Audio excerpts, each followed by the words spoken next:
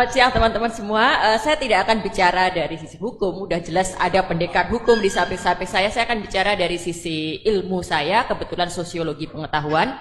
Dan tadi kita sepakat bahwa apa yang terjadi di Indonesia hari ini, semua masalah yang ditulis panjang sekali di backdrop acara ini tidak terjadi begitu saja. Ini adalah tumpukan-tumpukan kumpulan dari gempa-gempa kecil itu. Nah, saya lihat salah satu strategi yang digunakan oleh penguasa, oleh pemerintah Jokowi selama 10 tahun ini sehingga kita sampai di kondisi hari ini adalah fabrikasi mitos. Dan ini adalah bagian penting kalau kita pelajari juga apa yang terjadi di era Orde Baru. Salah satu kunci kenapa Orde Baru bisa sekian lama berkuasa selain penggunaan senjata, selain pengerahan tentara pada waktu itu adalah fabrikasi mitos. Dan itu terjadi di era Jokowi. Dan itu yang membuat kita terlena hingga akhirnya mungkin banyak di antara kita sebenarnya nggak terlena ya, dilihat dari demo-demo yang ada gitu. Tapi sebagian besar dari rakyat Indonesia terlena dan kita sampailah pada titik ini. Saya mencatat ada 5 mitos yang diproduksi, difabrikasi di pemerintahan Jokowi ini yang akhirnya membuat kita semua ternina bubukkan. Pertama adalah mitos bahwa Jokowi orang baik. Mitos orang baik ini adalah mitos pertama yang sengaja difabrikasi, direproduksi sejak Jokowi baru mau mulai berkuasa. Bahwa dia kurang istilahnya lesser evil kan, bahwa dia kurang iblis lah atau lebih baik daripada calonnya sebelah. Lalu dengan segala narasi bahwa beliau adalah calon yang sederhana, pekerja keras, bisa masuk ke dalam gorong-gorong. Lalu kemudian citra bahwa anaknya adalah penjual martabak dan anaknya adalah penjual pisang goreng. Itu semua melengkapi imajinasi kolektif kita bahwa yang kita hadapi adalah orang baik. Dan ketika orang baik menjadi penguasa, orang baik itu nggak bisa melakukan kesalahan, apalagi melakukan strategi jahat. Kalaupun ada kesalahan, pasti itu orang-orang di sekitarnya kan, pasti orang-orang yang terus mengompori dia, terus memprovokasi. Kita termakan dengan itu semua. Hingga akhirnya kita selalu membela dia dan membiarkan Omnibus Law lah, KPK, revisi UU KPK lah, dan berbagai hal-hal lainnya. Lalu mitos yang kedua adalah mitos bahwa setiap orang bisa berkompetisi. Lihat apa yang terjadi ketika anaknya mencalonkan diri jadi wali kota Solo, menantunya jadi wali kota Medan, lalu kita berteriak-teriak dinasti politik, ada nepotisme, ada pelanggaran etik, itu semua akan selalu dibantah bahwa ini kan demokrasi, silahkan untuk nggak memilih, ini kan demokrasi, semua orang juga bisa. Sekarang pertanyaan saya, bisa nggak ini Mas Umar nih, dosen hukum UGM sekarang nyalonin wali kota untuk tahun depan ini? Nah, belum tentu bisa, memang nggak bisa gitu kan, karena bukan anaknya Jokowi, bukan anaknya presiden.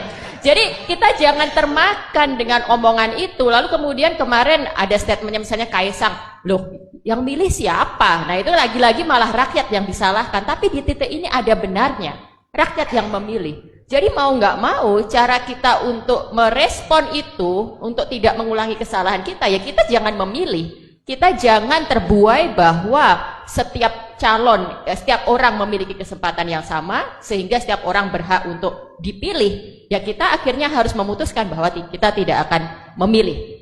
Lalu mitos yang ketiga nih, mitos yang sangat berbahaya kita makan oleh ini teman-teman generasi muda ini, mitos tentang pemimpin muda. Nah kita ini memang sebenarnya ini kontradiksi dan saya sesungguhnya sangat kecewa dengan kondisi hari ini karena ini membuat semangat kita untuk memunculkan pemimpin muda itu ternodai. Membuat cita-cita kita untuk menunjukkan bahwa pemuda juga mempunyai kapabilitas, bahwa sekarang waktunya untuk memberikan kesempatan pada pemuda itu tercederai dengan apa yang kita tonton ini. Nah sekarang akhirnya mau nggak mau kita harus mengoreksi narasi dan keyakinan kita bahwa anak muda memang harus diberi kesempatan, tapi tentu bukan anak muda yang mendapatkan kesempatannya dengan cara-cara yang non etis, tidak benar, bahkan melanggar hukum, bahkan kemudian nanti akan melanggar prinsip-prinsip demokrasi. Jadi sekali lagi untuk pemilu ke depan jangan termakan bahwa pemimpin pemuda yang harus kita dukung, jangan termakan bahwa pemimpin anak muda yang mengerti kebutuhan anak muda.